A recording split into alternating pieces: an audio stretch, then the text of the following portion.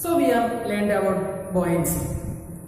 Buoyancy depends upon two factors, or the factors influencing buoyancy is density and volume. Density of the fluid and volume of the object immersed in it. Clear? So let's see a problem. Does a ship that enters a freshwater lake from the ocean sink more or rise more? Justify your answer. അതായത് കടലിൽ നിന്നും കായലിലേക്ക് പ്രവേശിക്കുന്ന ഒരു ship കായലിലേക്ക് എത്തുമ്പോൾ അത് വെള്ളത്തിൽ കൂടുതൽ താഴുമോ അതോ കൂടുതൽ പൊങ്ങി നിൽക്കുമോ, കൂടുതൽ പൊങ്ങി കിടക്കുമോ? അതാണ് ചോദ്യം. Justify your answer. അതിനുള്ള റീസണും നമ്മൾ പറയണം. ഇവിടെ നമുക്ക് ക്വസ്റ്റ്യനിൽ രണ്ട് കാര്യങ്ങളാണ് തന്നിട്ടുള്ളത്. First one is fluid, second one is object. There are two fluids. ഇവിടെ രണ്ട് ഫ്ലൂയിഡ്സ് ഉണ്ട്. ഏതൊക്കെയാ? സീ വാട്ടറും ഫ്രഷ് വാട്ടറും. സീ വാട്ടർ എന്ന് വെച്ചാൽ സലൈൻ വാട്ടർ ആണ്. ഫ്രഷ് വാട്ടർ എന്ന് പറഞ്ഞാൽ പ്യുവർ വാട്ടർ ആണ്. അപ്പൊ സലൈൻ വാട്ടറിന് പ്യുവർ വാട്ടറിലേക്ക് അഥവാ ഫ്രഷ് വാട്ടറിലേക്ക് പാസ് ചെയ്യുന്ന ഷിപ്പ്, നമ്മുടെ ഒബ്ജക്ട് എന്ന് പറയുന്ന ഷിപ്പാണ്. അപ്പൊ ഇവിടെ ഒറ്റ ഒബ്ജക്ട് തന്നെയുള്ളൂ. അപ്പൊ ഇവിടെ മാറുന്നത് എന്താണ്? ഫ്ലൂയിഡ് ആണ് മാറുന്നത്. അപ്പൊ ഇവിടെ ഡിപ്പെൻഡ് ചെയ്യുന്ന ഫാക്ടർ ഏതായിരിക്കും? ഡെൻസിറ്റി ആയിരിക്കും. കാരണം ഒബ്ജക്റ്റ് ഒന്നേ ഉള്ളൂ. ഫ്രഷ് വാട്ടറിലുള്ള ഷിപ്പും നമ്മുടെ ഓഷ്യനിലുള്ള ഷിപ്പും സെയിം ആണ്. അതിന്റെ വോളിയം സെയിം ആയിരിക്കും. അവിടെ ചേഞ്ച് ഒന്നുമില്ല. എന്നാൽ എന്താ ചേഞ്ച് ചെയ്യുന്നത്? ഫ്ലൂയിഡ് ചേഞ്ച് ചെയ്യുന്നുണ്ട്. അപ്പൊ ഓട്ടോമാറ്റിക്കലി എന്തും ചേഞ്ച് ചെയ്യും? ഫ്ലൂയിഡിന്റെ ഡെൻസിറ്റിയും ചേഞ്ച് ചെയ്യും. അപ്പൊ നമ്മളിവിടെ ആൻസർ ചെയ്യേണ്ടത് ഡെൻസിറ്റി വെച്ചിട്ടാണ്. അപ്പൊ നമുക്ക് സലൈൻ വാട്ടറിന്റെ ഡെൻസിറ്റിയും ഫ്രഷ് വാട്ടറിന്റെ ഡെൻസിറ്റിയും കാണാം. നമുക്കറിയാം സലൈൻ വാട്ടറിന്റെ density 1025 kilogram per metre cube ആണ്. ഫ്രഷ് വാട്ടറിന്റെ density 1000 kilogram per metre cube ആണ്. ഏതാണ് കൂടുതലുള്ളത്? Here density of saline water is more than that of fresh water. We know that density increases, buoyancy increases. That is, the buoyant force acting on the object is more. Density കൂടിയാൽ ആ fluid ആ ഒബ്ജക്റ്റിന്മേൽ കൊടുക്കുന്ന buoyant force, buoyancy എന്തായിരിക്കും? കൂടുതലായിരിക്കും.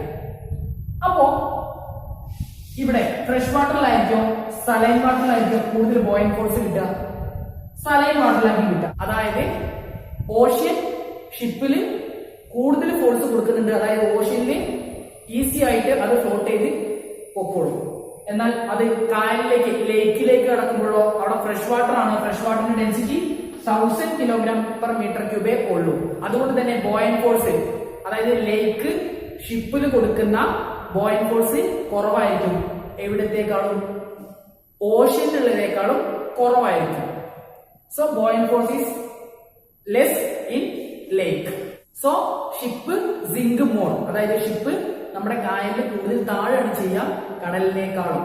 Okay, അപ്പോ ഇവിടെ നമ്മൾ answer ചെയ്യേണ്ടത് ഡെൻസിറ്റി വെച്ചിട്ടാണ്. നമ്മുടെ ക്വസ്റ്റ്യനിൽ തന്നിട്ടുള്ളത് രണ്ട് ഫ്ലൂയിഡ്സ് ആണ്. അപ്പോ ഫ്ലൂയിഡിനെ ഡിപെൻഡ് ചെയ്യുന്ന ഡെൻസിറ്റി ആണ്.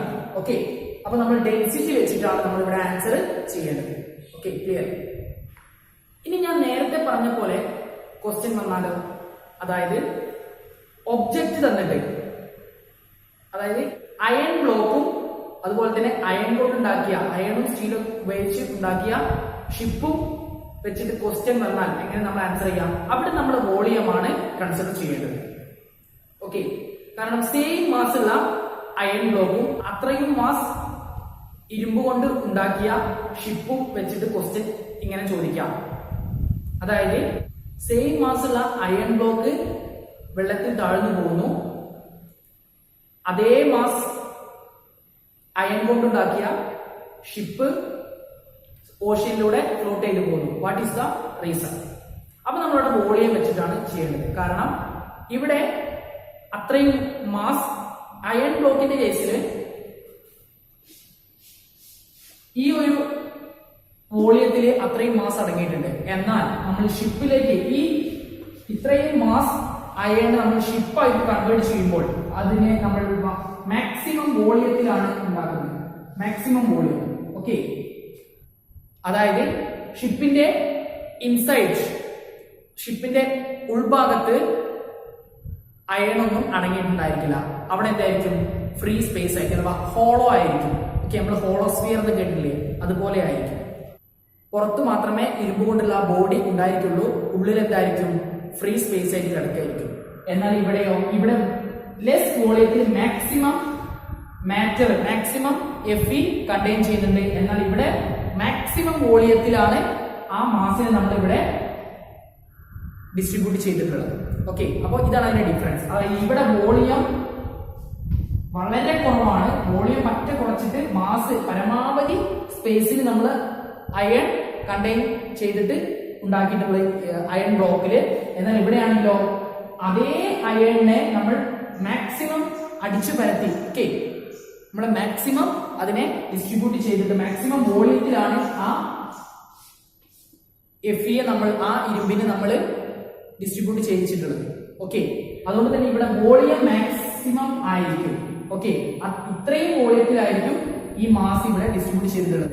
എന്നാൽ ഇവിടെയോ? ഇവിടെ വോളിയം വളരെ കുറവായിരിക്കും. കുറഞ്ഞ വോളിയത്തിൽ maximum matter, maximum iron contain ചെയ്യുന്നുണ്ട്. ഇവിടെ വോളിയം മാക്സിമം ആയിരിക്കും, ആ മാക്സിമം വോളിയത്തിൽ നമ്മൾ ഇവിടെ ഈ ഷിപ്പ് മേടിച്ചിരുന്നു. മാക്സിമം വോളിയത്തിൽ ഈ Fe, ഈ അയണിനെ നമ്മൾ ഡിസ്ട്രിബ്യൂട്ട് ചെയ്യുന്നു. ഓക്കെ, അപ്പൊ ഇവിടെ നമ്മൾ വോളിയം വെച്ചിട്ടാണ് ആൻസർ ചെയ്യേണ്ടത്. കാരണം ഷിപ്പിലേക്ക് വരുമ്പോൾ വോളിയം മാക്സിമം ആയിരിക്കും. So buoyancy increases. ഇവിടെ വോളിയം വളരെ കുറവായിരിക്കും, volume is very less. So buoyancy is very less. Okay, clear? അപ്പൊ ഇങ്ങനെയാണ് രണ്ട് തരത്തിലാണ് നമ്മൾ ആൻസർ ചെയ്യേണ്ടത്. Our next topic is Archimedes principle. അപ്പൊ നമുക്ക് അതിലേക്ക് പോകാം.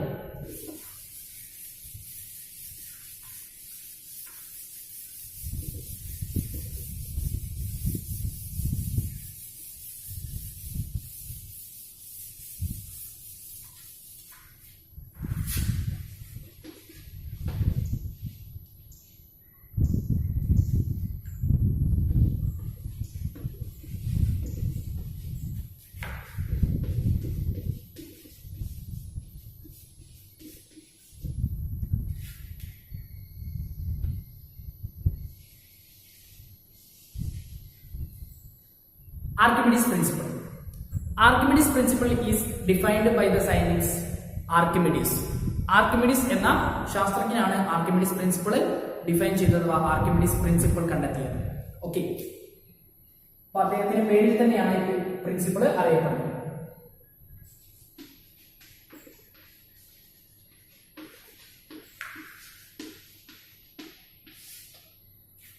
പേര് ഓർത്തിരിക്കുക, ആർക്കിമിഡിസ്. ഈ പ്രിൻസിപ്പിൾ പഠിക്കുന്നതിന് മുന്നേ നമുക്ക് ഒരു എക്സ്പെരിമെന്റ് ചെയ്യാം. ഒരു എക്സ്പെരിമെന്റിലൂടെയാണ് നമ്മൾ ഈ പ്രിൻസിപ്പിളിലേക്ക് എത്തിച്ചേരുന്നത്. അപ്പൊ നമുക്ക് ജസ്റ്റ് അത് നോക്കാം. Take some water in a beaker.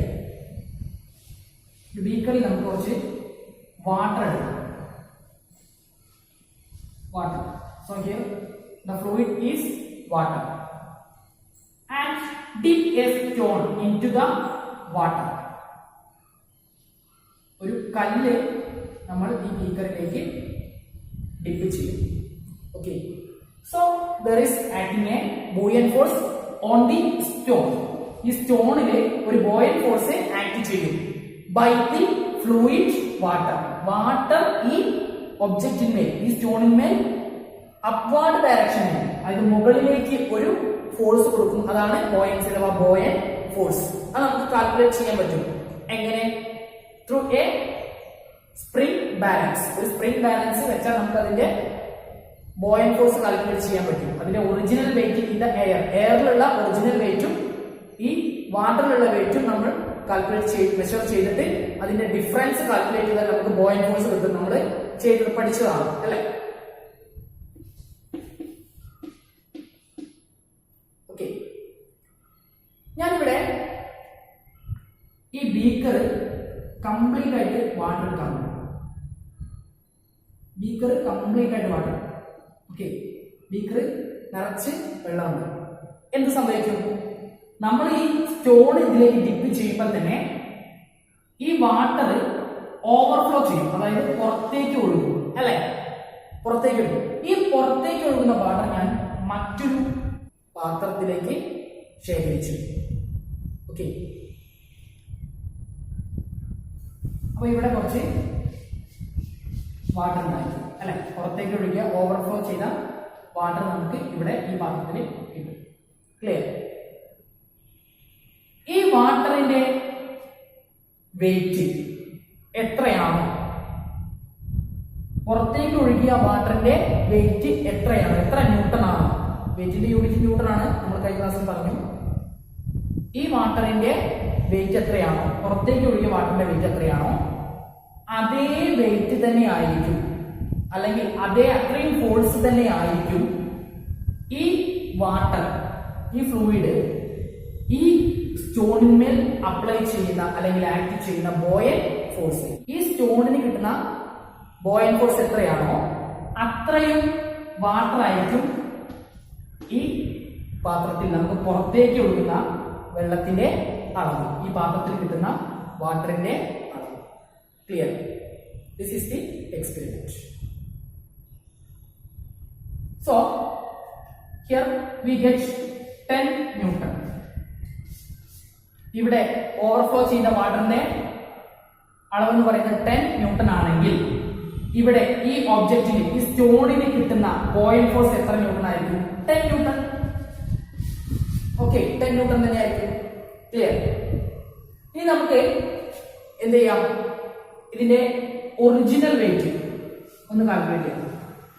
ഈ സ്റ്റോണിന്റെ എയറിലുള്ള, എന്ന് വലുതാക്കി വരച്ചിട്ടുണ്ട്, എയറിലുള്ള വെയിറ്റ് എന്ന് പറയുന്നത്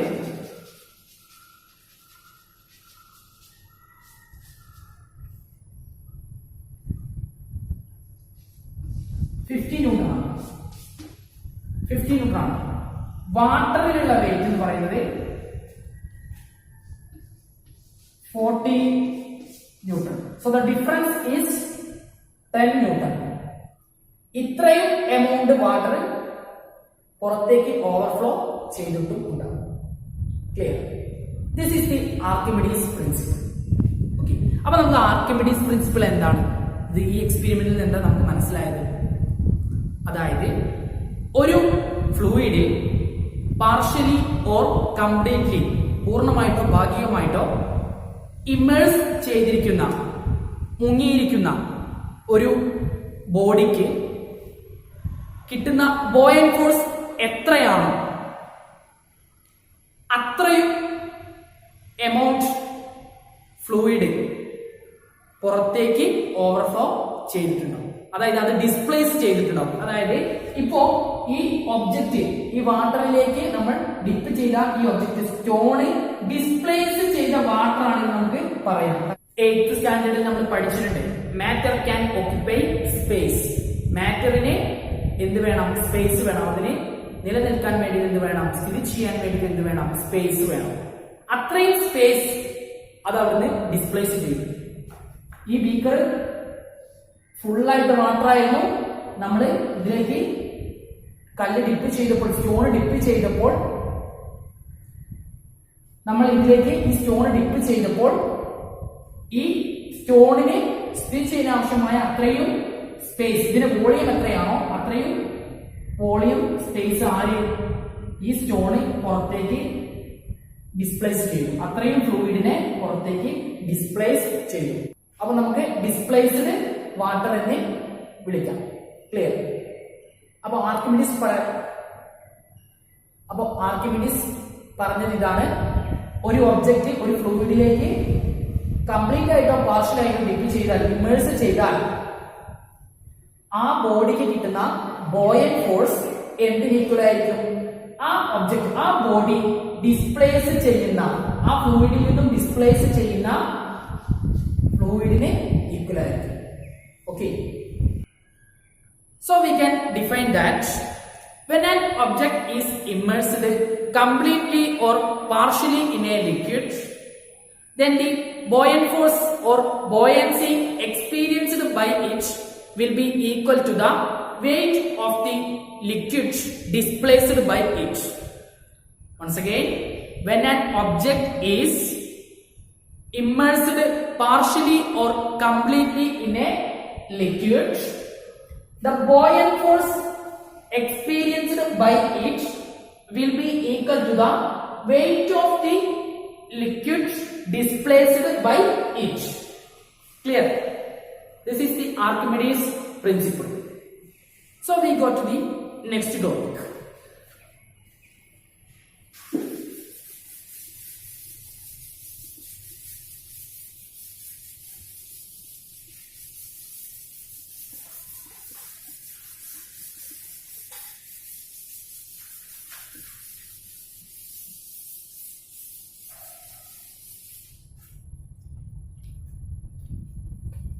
Our next topic is flotation.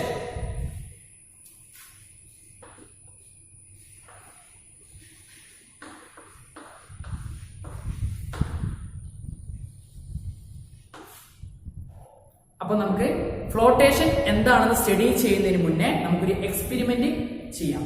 Okay, ഒരു എക്സ്പെരിമെന്റ് ചെയ്തിട്ട് നമുക്ക് ഫ്ലോട്ടേഷൻ എന്താണെന്ന് പഠിക്കാം. Take some water in a vessel. ഒരു വലിയ വെസലിൽ നമുക്ക് അത്യാവശ്യം നിറയെ വാട്ടർ എടുക്കാം. ഓക്കെ,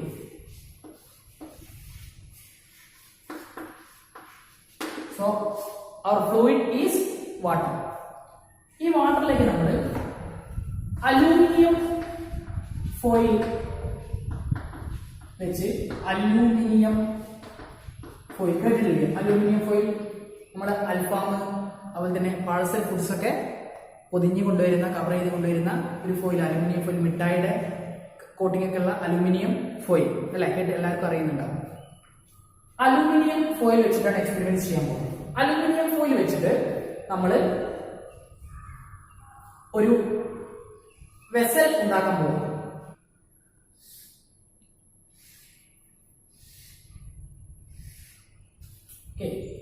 ഇത്ര വോളിയമുള്ള ഒരു വെസൽ ഉണ്ടാക്കിയെടുക്കാം. ഒരു സൈഡൊക്കെ ഒന്ന് മടക്കിയിട്ട് ഒരു പാത്രം പോലെ ആക്കിയെടുക്കാം. ഈ പാത്രം നമ്മൾ ഈ ടാങ്കിലേക്ക് വെക്കാൻ പോകുന്നു. എന്താ സംഭവിക്കുക? അതതിന് ഈ ടാങ്കിന്റെ സർഫസിൽ വാട്ടറിൽ ഫ്ലോട്ട് ചെയ്യും അല്ലെ.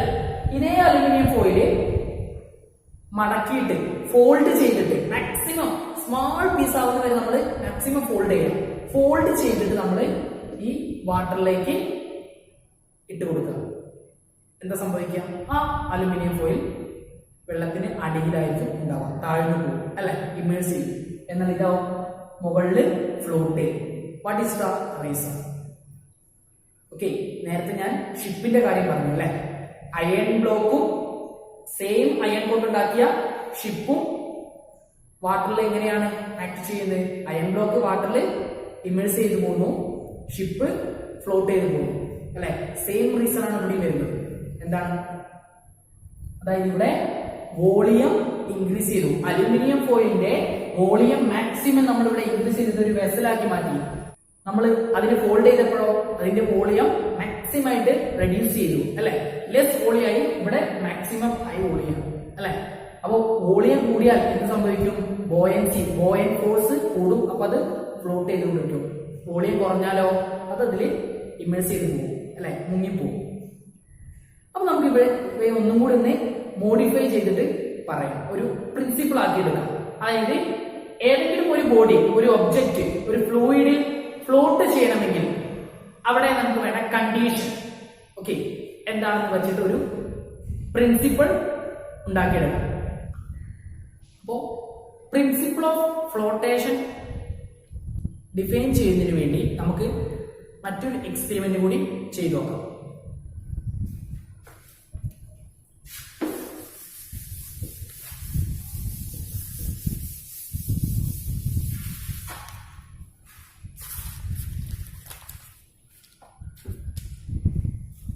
നിങ്ങൾക്ക് ഫെമിലിയർ ആയിട്ടുള്ള കുറച്ച് ഒബ്ജക്ട്സ് ഞാൻ പറയാം. വുഡൻ ബ്ലോക്ക്, ഈ വുഡ് ഓക്കെ, മരക്കട്ട, കോർക്ക് അറിയാമെന്ന് വിചാരിക്കുന്നു, പ്ലാസ്റ്റിക് ബോർഡ്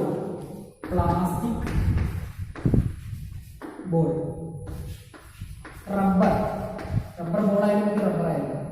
ഓക്കെ, ഈ 4 ഒബ്ജക്ട്സ് വെച്ചിട്ടാണ് എക്സ്പെരിമെന്റ് ചെയ്യാൻ പോകുന്നത്. ഈ 4 ഒബ്ജക്ട്സിന്റെയും വെയിറ്റ്, ഒറിജിനൽ വെയിറ്റ്, അതായത് എയറിലുള്ള വെയിറ്റ് മെഷർ ചെയ്യാം. ഓക്കെ, എയറിലുള്ള വെയിറ്റ് മെഷർ ചെയ്യാം. എന്നിട്ട് ഈ 4 ഒബ്ജക്റ്റും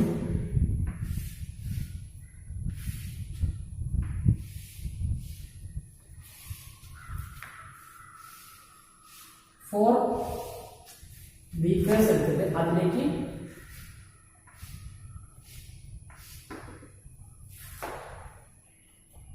ഫസ്റ്റ് ബീക്കറിൽ ഞാൻ ഫുഡിട്ടു, സെക്കൻഡില് കോർക്ക്, പ്ലാസ്റ്റിക് ബോള്, റബ്ബർ.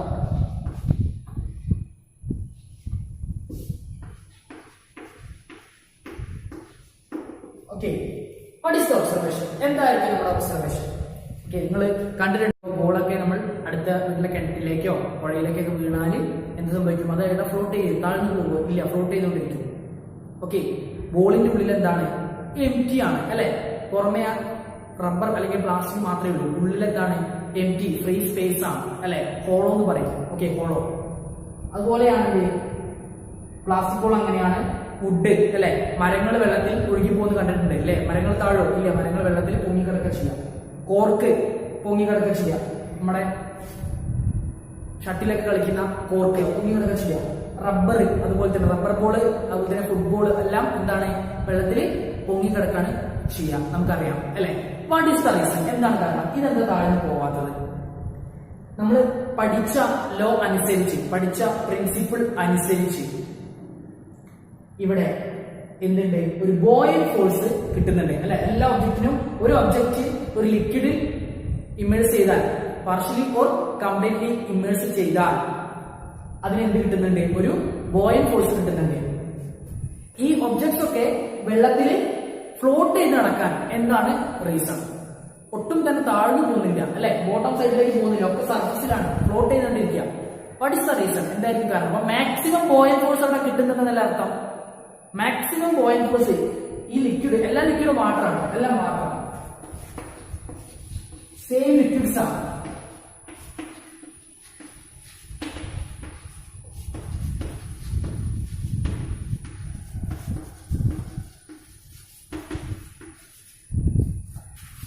എല്ലാം ലിക്വിഡ്സ് ആണ്, ഡെൻസിറ്റി ഒക്കെ ഈക്വൽ ആണ്, എല്ലാം സെയിം എമൗണ്ട് ആണ്.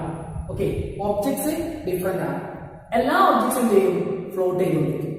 ഫ്ലോട്ട് ചെയ്യാൻ മീൻസ് ഈ ഒബ്ജക്ട്സിന് ഈ ലിക്വിഡിലുള്ള വെയിറ്റ്, നമ്മൾ ഒറിജിനൽ വെയിറ്റ് ആദ്യം എയറിൽ മെഷർ ചെയ്യുക, പിന്നെ എന്ത് ചെയ്യുക? നമ്മൾ ലിക്വിഡിലുള്ള വെയിറ്റ് മെഷർ ചെയ്യുക.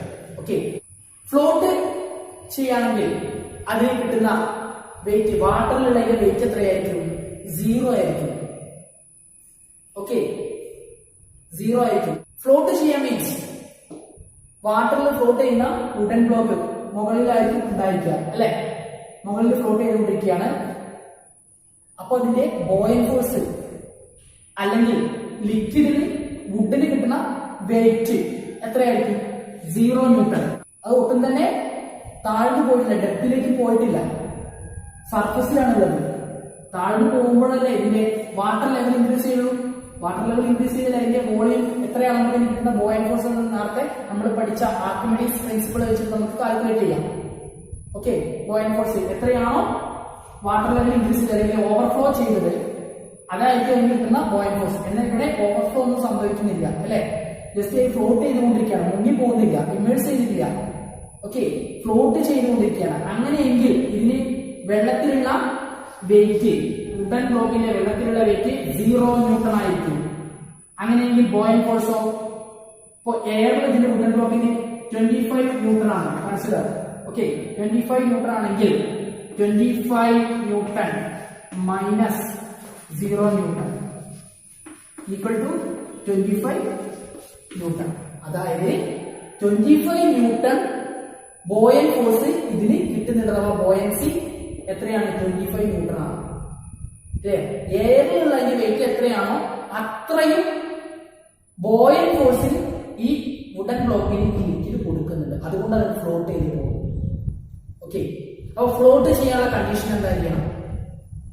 The weight of the object is equal to the amount of liquid displaced by it.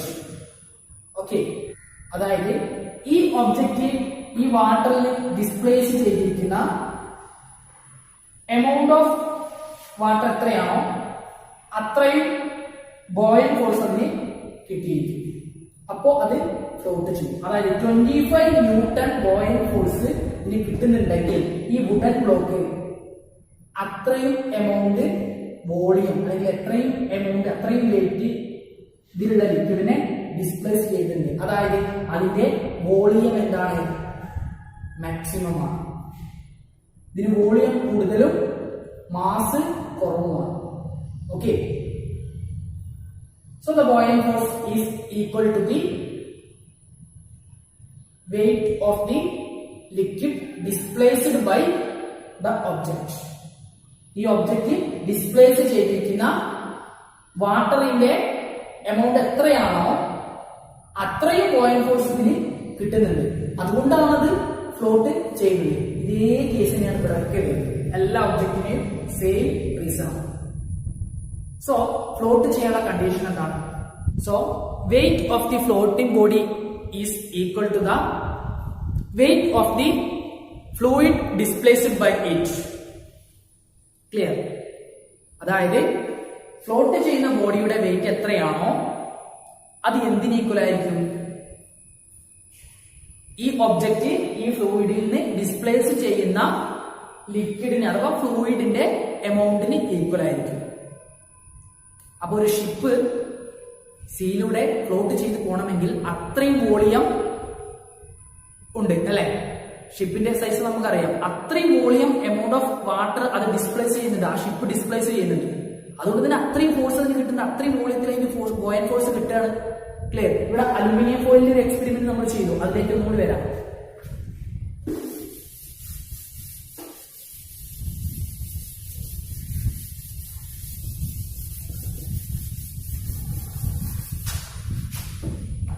Aluminium ഫോയിലിന്റെ കേസിൽ ഇതാണ് നമ്മുടെ ടാങ്ക്. ഈ ടാങ്കിലേക്കാണ് നമ്മൾ അലുമിനിയം ഫോയിൽ ഇട്ടത്. അലുമിനിയം ഫോയിൽ ഇതാ ഇങ്ങനെ ഒരു വെസലാക്കിയിട്ട്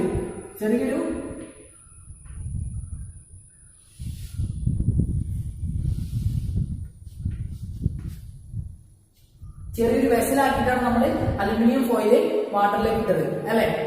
അപ്പൊ ഇത്രയും വോളിയം ഇത്രയും ഏരിയ ഉണ്ട്, എന്നാൽ ഈ ഏരിയയിൽ അത്രയും മാസ് ഉണ്ടോ? ഇല്ല. ഇതിനുള്ളിൽ എന്താണ്? ഒരു വെസൽ പോലെയാണ്. ഇതിനുള്ളിൽ എന്താണ്? എംപ്റ്റി ആണ് അല്ലെ?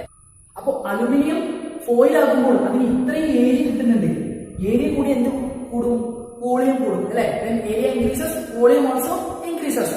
Volume equal to area into height or length into breadth into height അല്ലെ? അപ്പോ ഏരിയ കൂടിയാൽ എന്ത് കൂടും? വോളിയം കൂടും. വോളിയം കൂടിയാൽ ബോയിലിംഗ് ഫോഴ്സ് അത്രയും മാക്സിമം ബോയിലിംഗ് ഫോഴ്സ് കിട്ടുകയാണ് അല്ലെ? അപ്പൊ ഇത്രയും ഏരിയയിൽ, എന്നാൽ ഈ ഏരിയക്ക് അനുസരിച്ച് ഇവിടെ വോളിയത്തിനനുസരിച്ച് ഉള്ളിൽ മാസ് ഉണ്ടോ? ഇല്ല, മാസ് ഇല്ല. നമ്മളൊരു വെസലാക്കി മാറ്റിയിട്ട് അതിന്റെ വോളിയം ഇൻക്രീസ് ചെയ്യാണ് ചെയ്തത് അല്ലെ? അപ്പോ ഇത്രയും ഏരിയയിൽ എന്ത് കിട്ടുന്നുണ്ട്? ബോയിലിംഗ് ഫോഴ്സ് കിട്ടുന്നുണ്ട്. ഓക്കെ, അപ്പൊ ഈ ഏരിയയിലൊക്കെ ബോയിലിംഗ് ഫോഴ്സ് കിട്ടുന്നുണ്ട്. അതുകൊണ്ട് തന്നെ അത് ഫ്ലോട്ട് ചെയ്യും. കാരണം ഈ ഏരിയയിലെ വാട്ടറൊക്കെ ആ ഡിസ്പ്ലേസ് ചെയ്യാണ്, നമ്മുടെ അലൂമിനിയം ഫോയിൽ ഡിസ്പ്ലേസ് ചെയ്യാണ്. അപ്പൊ ആ ഏരിയയിലൊക്കെ എന്ത് കിട്ടും? ബോയിലിംഗ് ഫോഴ്സ് കിട്ടും. ക്ലിയർ? ഇത് നമ്മൾ നേരെ ഇത് ഫോൾഡ് ചെയ്തിട്ട് മാക്സിമം സ്മോൾ സൈസ് ആക്കി ഇട്ടാം. ഈ ഒരു സൈസിൽ മടക്കി മടക്കി അത് ഫോൾഡ് ചെയ്തിട്ട് ഈ ഒരു സൈസിലാക്കി ഇട്ടാലോ അതതിൽ താഴ്ന്നു പോകും. വൈ? ഇവിടെ എന്താണ്? വോളിയം ഇല്ല, വെരി ലെസ് വോളിയമാണ്. അതുകൊണ്ട് തന്നെ കിട്ടുന്ന ബോയിലിംഗ് ഫോഴ്സ് എന്തായിരിക്കും? കുറവായിരിക്കും, വളരെ കുറവായിരിക്കും അല്ലെ? അതുകൊണ്ട് തന്നെ ഇത് ഡിസ്പ്ലേസ് ചെയ്യുന്ന വാട്ടറിന്റെ എമൗണ്ട് എന്തായിരിക്കും? വളരെ കുറവായിരിക്കും. അതുകൊണ്ട് തന്നെ അത് താഴ്ന്നു പോകും. ഓക്കെ, അപ്പൊ മാക്സിമം വോളിയം ഉണ്ടെങ്കിൽ അത്രയും ഏരിയയിലുള്ള വാട്ടർ നമുക്ക് ഡിസ്പ്ലേസ് ചെയ്യാം. അതുകൊണ്ട് തന്നെ ആ ഏരിയയിലുള്ള വാട്ടറിന്റെ ബോയിലിംഗ് ഫോഴ്സ് ഒക്കെ നമുക്ക് കിട്ടും. ക്ലിയർ? മാക്സിമം എമൗണ്ട് ഓഫ് വാട്ടറിനെ ഡിസ്പ്ലേസ് ചെയ്താൽ maximum amount of buoyant force കിട്ടും. ഓക്കെ, മാസിനേക്കാൾ വളരെ കൂടുതലായിരിക്കണം വോളിയം. മാസ് തീരെ അവിടെ പാടില്ല. മാസിനേക്കാൾ കൂടുതലായിരിക്കണം volume. Clear?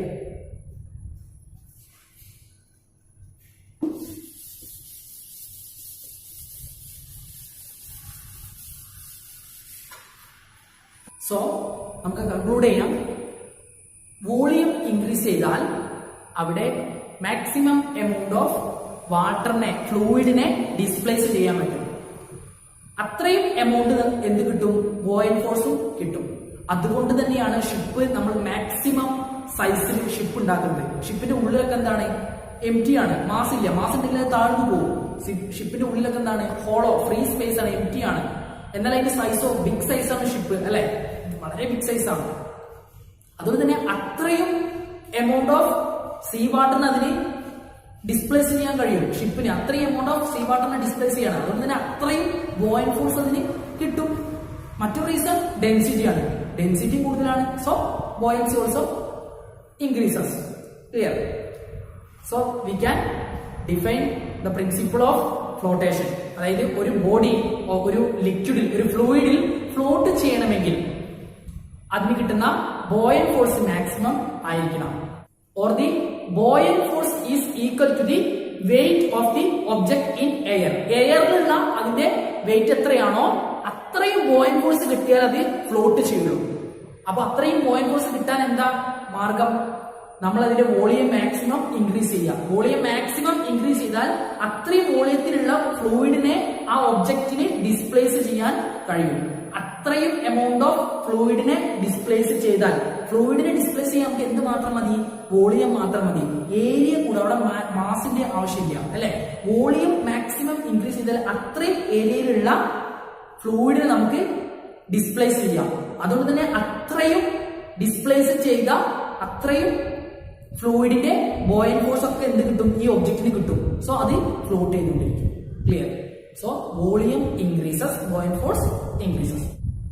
So we can define that the principle of flotation is, first one, the weight of a floating body is equal to the weight of the fluid displaced by it.